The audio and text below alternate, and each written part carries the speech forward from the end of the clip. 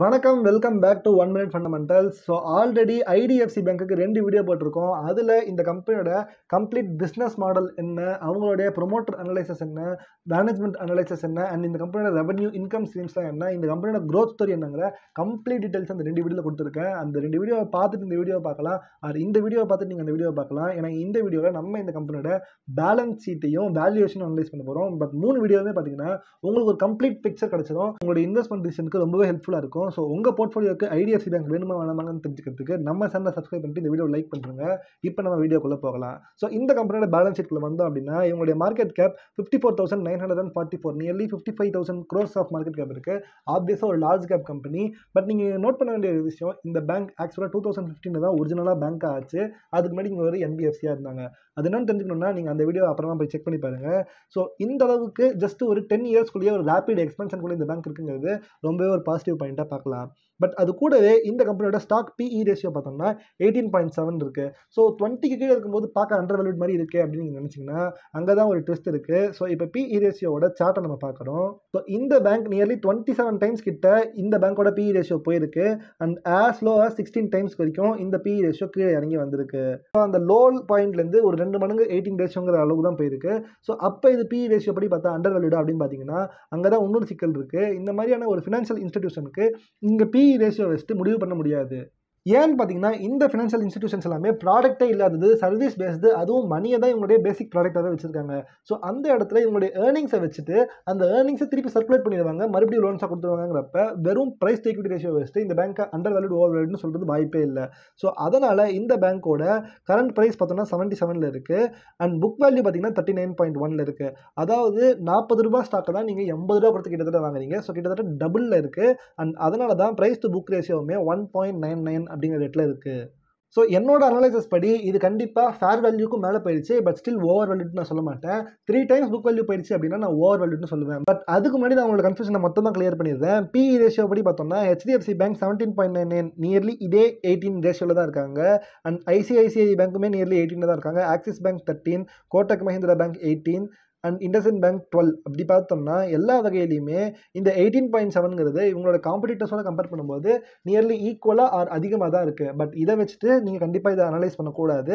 So அதனால் நீங்கள் book ratio வச்சு பார்த்தீங்கன்னா இவங்க 2ல் இருக்காங்க. இப்போ மற்ற பேங்க்ஸ்லாம் எந்த ரேட்டில் இருக்காங்கன்னு பார்க்கலாம். இதில் HDFC bank market leader nearly 3 அப்படிங்கிற புக் ரேஷியோவில் இருக்காங்க. ஐசிஐசிஐ பேங்க் 3.68 இருக்காங்க. ஆக்சிஸ் பேங்க் 2.78 இருக்காங்க. ஸோ இந்த புக் வேல்யூவோட பேசிக் மீனிங் என்னன்னா, என்கிட்ட 100 ரூபாய்க்கான அசெட் இருக்குது அண்ட் என் ஸ்டாக் ப்ரைஸ் 50 ரூபாயில் போயிட்டு இருக்கு அப்படின்னா அது ஆப்வியஸ் அண்டர் வேல்யூல இருக்குது. ஏன்னா அசெட்ஸோட ஸ்டாக் ப்ரைஸ் கம்மியாக இருக்குது. ஒருவேளை அந்த 100 ரூபாய்க்கு அசெட் இருக்கும்போது 200 ரூபாய்க்கு அந்த ஸ்டாக் ப்ரைஸ் போயிட்டு இருக்கு அப்படின்னா 2 மடங்கு விலை கொடுத்து நான் அந்த ஸ்டாக்கை வாங்கலாங்கிற அர்த்தம். ஸோ அதுக்கேற்ற மாதிரி தான் இந்த பேங்க் இருக்குது. அண்ட் அதில் இவங்க எல்லாருமே 3 மடங்கு விலை 4 மடங்கு விலையில தான் இருக்கிறப்ப இந்த பேங்க் 2 மடங்கு தான் இருக்குங்கிறப்ப பேசிக்கலி கம்பேரிட்டிவ்லி கொஞ்சம் அண்டர் வேல்யூடாக தான் தெரியுது. பட் ஆக்சுவலாக அண்டர் வேல்யூட் இல்லை. ஏன்னா என்னுடைய மைண்ட் செட் எப்படி இருக்குன்னு பார்த்தீங்கன்னா 1 to 1.5 டைம்ஸ் தான் நான் மேக்ஸிமம் ஒரு பேங்க்குக்கு அண்டர் வேல்யூட்னு சொல்லுவேன். 1.5 வந்துருச்சு அப்படின்னாலே நான் அது ஒரு ஃபேர் வேல்யூவை தான் பார்ப்பேன். ஸோ இது 1.99 கிட்டத்தட்ட 2 டைம்ஸ் புக் வேல்யூவில் இருக்கும்போது கொஞ்சம் ஓவர் வேல்யூடுக்கும் ஃபேர் வேல்யூக்கும் நடுவில் இருக்குது அப்படின்னு நான் சொல்லுவேன். ஏன்னா 1.5 டைம்ஸ் எனக்கு இது வந்து ஒரு ஃபேர் வேல்யூவாக தான் தெரியுது. பட் இங்கே நீங்கள் இன்னொரு விஷயமே பார்க்கணும். என்னென்னு பார்த்தீங்கன்னா இங்கே ஒரு ஆர்பிட்ராஜ் ஆப்பர்ச்சுனிட்டி இருக்குது. ஏன்னா ஐடிஎஃப்சி பேங்கை பார்த்தீங்க அப்படின்னா அது கரண்ட் டைமில் 115 ருபீஸில் போயிட்டு இருக்கு அண்ட் 83 புக் வேல்யூவில் போயிட்டு இருக்கு. ஸோ இது 1.3 டைம்ஸில் தான் புக் வேல்யூ இருக்குது. பட் இந்த ஐடிஎஃப்சி பேங்க் சீக்கிரமே ஐடிஎஃப்சி ஃபர்ஸ்ட் பேங்கோட போய் ஜாயின் ஆகும்போது இந்த ரேஷியோஸ் எல்லாமே கம்ப்ளீட்டாக மாறும். பட் அதை நம்ம செக் அவுட் பண்ணிடலாம் இப்போ. ஸோ இப்போ ஐடிஎஃப்சி பேங்கோட ப்ரைஸ் பார்த்தீங்கன்னா 115 இருக்குது அண்ட் ஃபர்ஸ்ட் பேங்கோட ப்ரைஸ் பார்த்தீங்கன்னா 77.7 இருக்குது. ஸோ இப்போ இது ரெண்டுத்துக்குமான ஆர்பிட்ராஜ் பர்சன்டேஜ் எவ்வளோன்னு பார்க்கணும். ஸோ இதில் இன்டூ 100, இதுக்கு இன்டூ 155 போடுறோம். ரெண்டுத்துக்கும் பேசிக்காக இருக்கிற டிஃப்ரென்ஸ் எவ்வளோன்னு பார்த்தீங்கன்னா this minus this. So nearly 500 ருபீஸ்க்கான ஆர்பிட்ராஜ் இருக்குது. இது எவ்வளோ பர்சன்டேஜ் தெரிஞ்சுக்கணும்னா இந்த ஆர்பிட்ராஜ் ப்ரைஸ் டிவைடட் பை இந்த இன்ட்ரெஸ்ட் நீங்கள் இன்வெஸ்ட் பண்ண அமௌண்ட் தெரிஞ்சுக்கணும். இன்டூ 100 பார்த்தோம் அப்படின்னா நியர்லி 4.72, அதாவது நியர்லி 5% ஆர்பிட்ராஜ் ஸ்டில் இந்த கம்பெனிக்கு ஓப்பனில் தான் இருக்குது. அண்ட் நான் சொன்ன மாதிரி சீக்கிரமே இந்த ஆர்பிட்ராஜ் க்ளோஸ் ஆக போகுது. அது என்னைக்கு எப்படின்லாம் தெரிஞ்சுக்கணும்னா போன 2 வீடியோஸ் நீங்கள் பார்க்கணும். ஸோ இப்போ இந்த 4% ஆர்பிட்ராஜை நம்ம இந்த ஐடிஎஃப்சி ஃபர்ஸ்ட் பேங்கோட ப்ரைஸ்லேருந்து மைனஸ் பண்ணி ஆகணும்.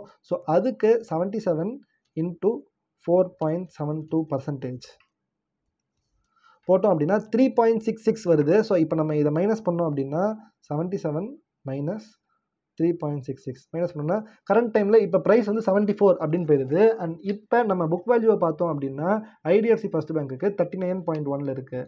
ஸோ 39.1. ஸோ இப்போ இந்த 39 புக் வேல்யூவையும் டிவைடட் பை இந்த கரண்ட் ப்ரைஸ் 74 தான் ஆக்சுவலான ப்ரைஸ் ஆர்பிட்ராஜ் மைனஸ் பண்ணதுக்கப்புறமா அந்தபடி பார்த்தீங்கன்னா 1.89 வருது.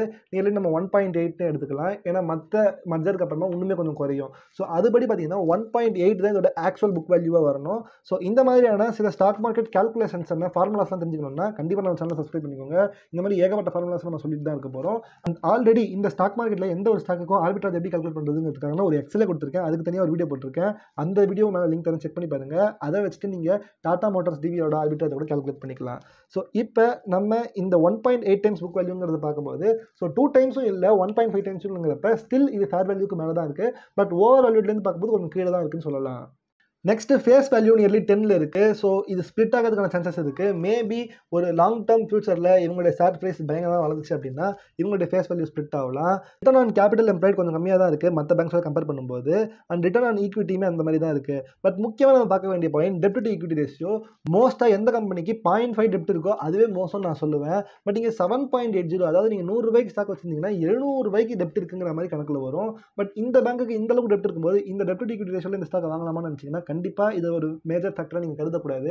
ஏன்னு பார்த்தீங்கன்னா ஃபினான்ஷியல் இன்ஸ்டிடியூஷன்ஸ்க்குலாம் அவங்களுடைய மேஜர் வேலையே கடன் கொடுக்கறது தான். ஸோ அதனால் இவங்க ஏகப்பட்ட இடங்கள்லேருந்து கடன் வாங்கியிருப்பாங்க. டெபாசிட்டர்ஸ் யாரெல்லாம் இவங்ககிட்ட காசு கொடுத்துருக்காங்களோ அதுவுமே ஒரு வகையில் கடன் தான். ஸோ அந்த கடனை நீங்கள் ரெடியூஸ் பண்ணி பார்த்தீங்கன்னா இந்த டெப்ட் டு ஈக்விட்டி ரேஷியோ ஒரு வேல்யூவே கொடுக்காது. ஸோ அதனால் ஒரு ஃபினான்ஷியல் இன்ஸ்டிடியூஷனுக்கு இந்த டெப்ட் டு ஈக்விட்டி ரேஷியோ நீங்கள் பார்க்கவே கூடாது. இப்போ நம்ம குவார்டர்லி ரிசல்ட்ஸ் வச்சுட்டு ரெவன்யூ ஸ்ட்ரீம்ஸ் நம்ம செக் பண்ணி பார்த்தோம் அப்படின்னா கிராஜுவலாக இயர் ஆன் இயர் இவங்களுடைய ரெவன்யூ வளர்ந்துட்டே இருந்திருக்கு. அண்ட் இன்ட்ரெஸ்ட் இன்கமே வளர்ந்துட்டே இருக்குது. ஸோ இது எந்த அளவுக்கு வளர்ந்துருக்குங்கிறத நம்ம செக் பண்ணுறதுக்கு இதோட கீ பாயிண்ட்ஸில் இதை படித்து பார்க்கலாம். கேபிட்டல் அடிக்குவேசி ரேஷியோ 16.73 இருக்கு. ஆர்பிஐ 12% இருக்கணும் அப்படின்னு சொல்லி எதிர்பார்க்குறாங்க மேக்ஸிமம். அண்ட் இவங்க 16.73 வச்சிருக்கிறப்ப இது ரொம்பவே ஒரு சேஃபான ஹேண்ட்ஸில் இருக்குன்னு சொல்லலாம். அந்த கேபிட்டல் அடிக்குவேசி ரேஷியோங்கிறது ரொம்பவே இம்பார்ட்டன்ட். எந்த அளவுக்கு இது அதிகமாக வச்சிருக்காங்களோ அந்த அளவுக்கு அந்த பேங்க் திவால் ஆகாமல் பேங்க் ஆகாமல் இருக்கிறதுக்கான சான்சஸ் அதிகம். அண்ட் இவங்க 16.73 ரொம்பவே நல்லா இருக்கு. ஸோ இதை நம்ம ஹெச்டிஎஃப்சி பேங்கோட செக் பண்ணி பார்க்கலாம். எக்ஸாம்பிளுக்காக இவங்க 18.9 தான் வச்சிருக்காங்க.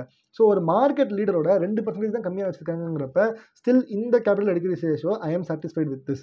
நெக்ஸ்ட் நெட் இன்ட்ரெஸ்ட் மார்ஜின் 6.36 இருக்கு. ஸோ இது ஒரு நாமினலான டேட் இல்லை, பெருசாக எந்த கமெண்ட்ஸும் கொடுக்க விரும்பல. பட் அடுத்தது முக்கியமான இடம் கிராஸ் என்பிஏ. நான் இது 3% மேலே இருக்கக்கூடாதுன்னு நினைப்பேன். இவங்க 2.4 இருக்காங்க. எஸ் என் பர்சன்டேஜ் ஹிட் பண்ணல அப்படின்னாலுமே ஸ்டில் இன்னுமே கம்மியாக இருக்கலாமோங்கிற ஒரு ஃபீல் கொடுக்குது. பட் அதை ஈடுகட்டுற விதமாக நெட் என்பிஏ பார்த்தீங்கன்னா 0.68 தான் இருக்குது. இது 1% வரைக்கும் நான் இருக்கலாம்னு நினைப்பேன். ஸோ அதில் இவங்க கரெக்டாக சேச்சுரேட் பண்ணியிருக்காங்கன்னு நினைக்கிறேன். ஸோ அதனால் என்பிஏலையுமே ஓரளவு டீசெண்டாக தான் இருக்காங்க. அண்ட் காசா ரேஷியோ 46.8% இருக்குது. ஸோ இது ரொம்பவே நல்ல விஷயம். இது எந்த அளவுக்கு வளர்ந்தோ அந்த அளவுக்கு நல்லது. அண்ட் 46.8 நல்ல விஷயம் தான். அடுத்தது இந்த பேங்க்கோட ஏர்னிங்ஸ் பெர் ஷேர் பார்த்தீங்க அப்படின்னா கொஞ்சம் கொஞ்சமாக இதுவுமே வளர்ந்துட்டே போகுது. ஸோ ஏர்னிங்ஸ் வளர்ந்துச்சுன்னா ஆப்வியஸாக அந்த கம்பெனிக்கு ரொம்பவே நல்லது. பட் இதை வச்சு உங்களால் ப்ரைஸ் ஈக்விட்டியில் இந்த மாதிரி ஃபினான்ஷியல் இன்ஸ்டியூஷனில் பார்க்க முடியாதுங்கிறதுனால நான் இதை ஸ்கிப் பண்ணுறேன். இந்த கம்பெனியோட சேல்ஸ் க்ரோத் பார்த்தீங்கன்னா 20% வளர்ந்துருக்கு. காம்பவுண்டட் ப்ராஃபிட் க்ரோத் 29% வளர்ந்துருக்கு. ஆனால் ஸ்டாக் ப்ரைஸ் 11% தான் வளர்ந்துருக்கு.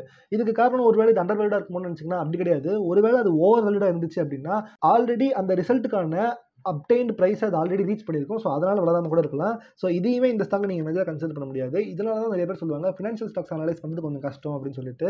ஸோ அதை நம்ம அனலைஸ் பண்ணி எந்த அளவுக்கு கிளியராக சொல்ல முடியுமோ அதை சொல்லியிருக்கோம். அண்ட் லாஸ்ட்லி இந்த கம்பெனியோட ஷேர் ஹோல்டிங் பேட்டர்ன்ஸ்குள்ள வந்தோம் அப்படின்னா 37.43% இவங்களுடைய ப்ரொமோட்டர் ஹோல்டிங்ஸ் இருக்குது. அண்ட் இந்த ப்ரொமோட்டர் ஹோல்டிங்ஸில் பார்த்தீங்கன்னா ஐடிஎஃப்சி ஹோல்டிங் கம்பெனின்னு இருக்கும். அண்ட் இதுதான் மர்ஜர் ஆக போகக்கூடிய ஐடிஎஃப்சி லிமிடெட் கம்பெனி.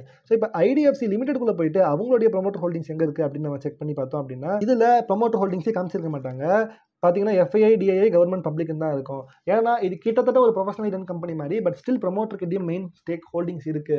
பேங்க்குலாம் ஒரு ஸ்பெஷல் சப்சிடி இருக்குது, கவர்மெண்ட் கொடுத்துருக்காங்க. என்னன்னு பார்த்தீங்கன்னா நீங்கள் ஒரு வேளை ஒரு பேங்கை ஓன் பண்ணுறீங்க அப்படின்னா நீங்கள் ப்ரொமோட்டர்ஸ் ஹோல்டிங்ஸ்னு சொல்லிட்டு அதை காமிக்க வேண்டாம். ஏன்னா கவர்மெண்ட்டோட ரூல்ஸ் படி ஆர்பிஐ ரூல்ஸ் படி ஒரு பேங்கோட ஓனர் அந்த பேங்க் ஆரம்பிச்சு நெக்ஸ்ட் 5 to 10 இயர்ஸ்க்கு அப்புறமா அந்த பேங்க்கில் 10% தான் ஹோல்டிங்ஸ் வச்சிருக்கணும். அண்ட் அந்த பேங்க் மூலமாக வேறு பேங்க்கில் வேணால் அவங்க ஹோல்டிங்ஸ் வச்சுக்கலாம். ஸோ இந்த ரூல்ஸ்க்கு ஏற்ற மாதிரி இவங்க செய்யணுங்கிறதுனால ஷேர் மார்க்கெட்டில் 10% தான் ப்ரொமோட்டர் ஹோல்டிங்ஸ் இருக்குது அப்படின்னா அது சரியாக இருக்காதுங்கிறதுனால மோஸ்ட் ஆஃப் த பேங்க்ஸ் என்ன பண்ணியிருப்பாங்கன்னு பார்த்தீங்கன்னா அவங்களுடைய எஃப்ஐஐலையோ டிஐலையோ ப்ரொமோட்டரோட ஹோல்டிங்ஸை செட் பண்ணி வச்சிருப்பாங்க. ஸோ அதுபடி பார்த்தீங்கன்னா 23% எஃப்ஐஐ ஹோல்டிங்ஸ் இருக்குது, 6.79% டிஐஐ ஹோல்டிங்ஸ் இருக்குது. ஸோ இது ஒரு நல்ல விஷயம் தான். பட் டிஐஐ ஹோல்டிங்ஸ் கொஞ்சம் கொஞ்சம் குறைஞ்சிட்டு இருக்கு. இதுவுமே கொஞ்சம் ஒரு ப்ராப்ளமேட்டிக் இடமா பார்க்கலாம். ஏன்னா most of the DII profit book பண்ணுறாங்கன்னு வேணால் சொல்லலாம். கவர்மெண்ட் கிட்ட ஸ்டில் 3.72% ஹோல்டிங்ஸ் இருக்குது. பட் கவர்மெண்ட்டுமே இந்த பேங்கோட சக்ஸஸ் குறைச்சிட்டே வந்திருக்காங்க. அண்ட் இது எல்லாத்தையுமே வாங்கினது யாருன்னு பார்த்தீங்கன்னா ஆப்வியஸாக பப்ளிக். ஸோ இந்த வகையில் பப்ளிக் ஹோல்டிங்ஸ் கொஞ்சம் டேஞ்சரஸாக தான் எனக்கு ஃபீல் ஆகுது. இன்னுமே கொஞ்சம் கம்மியாக ஒரு 17, 18 கீழ இருந்தால் பெட்டரா இருக்கும். 28%ங்கிறது கொஞ்சம் டேஞ்சரஸாக தான் ஃபீல் ஆகுது. பட் இத வந்து இந்த கம்பெனியோட ஒரு மேஜர் ப்ராப்ளமா என்னால சொல்ல முடியாது. ஸோ கன்க்ளூசிவா இந்த ஐடிஎஃப்சி பேங்க் ஸ்டாக்கை பற்றின ஒரு ரிசல்ட் சொல்லணும் அப்படின்னா, எஸ் ரொம்பவே சூப்பரான கம்பெனி. இந்த கம்பெனிக்கு நான் ஒரு கஸ்டமராகவே இருக்கிறப்ப என்னால் இந்த கம்பெனியை பற்றி கம்ப்ளீட்டாக அனலைஸ் பண்ண முடிஞ்சது. அண்ட் மோஸ்ட்டாக இந்த கம்பெனியில் என்னால் நெகட்டிவ் பாயிண்ட்டை கண்டுபிடிக்க முடியல. ஒரு நல்ல ஒரு க்ரோத் இருக்கக்கூடிய கம்பெனி அண்ட் எக்ஸ்பென்ஷன் பிளான்ஸுமே இருக்குது. பட் ப்ராப்ளம் என்னன்னா, இது எல்லாருக்குமே தெரியும். அதனால் ஆல்ரெடி மோஸ்ட்டாக இந்த கம்பெனியில் இன்வெஸ்ட் பண்ணி வச்சிருக்காங்க. இந்த ஆர்பிட்ராஜ் மட்டும் இல்லை அப்படின்னா இந்த பேங்கை வந்து நான் கன்சிடர் பண்ண மாட்டேன். பட் ஆர்பிட்ராஜ் இருக்கிறதுனால அந்த ஆர்பிட்ராஜ் ஆப்பர்ச்சுனிட்டிக்காக மேபி இந்த பேங்கை சில பேர் யோசிக்கலாம். பட் உங்களுடைய கம்ப்ளீட் அனலைசிஸ் பண்ணுங்க. நான் ஒரு செபி ரெஜிஸ்டர்ட் அட்வைசர் கிடையாது. அண்ட் உங்களுடைய அனலைசிஸ் பண்ணுறதுக்கு இது ஒரு ஹெல்ப்பாக எடுத்துக்கோங்க. எப்படி அனலைஸ் பண்ணுறதுங்கிறது இதை பார்த்து தெரிஞ்சுக்கோங்க. அதுக்கப்புறமா உங்களுக்கு கான்ஃபிடன்ஸ் இருந்துச்சு அப்படின்னா நீங்கள் இந்த பேங்கை வாங்கலாம். ஸோ இந்த வீடியோ பார்த்ததுக்கு ரொம்பவே தேங்க்யூ. சீக்கிரமே நம்ம அடுத்த வீடியோவில் பார்க்கலாம். போன 2 வீடியோவை பார்க்காதவங்க யாராவது இருந்தீங்கன்னா அதை போய் பாருங்க. அண்ட் 3 வீடியோவே பார்த்தவங்க கண்டிப்பாக கீழே கமெண்ட் பண்ணுங்க நான் 3 வீடியோவும் பார்த்தேன்னு சொல்லிட்டு. தேங்க்யூ ஃபார் வாட்சிங் த வீடியோ. By by.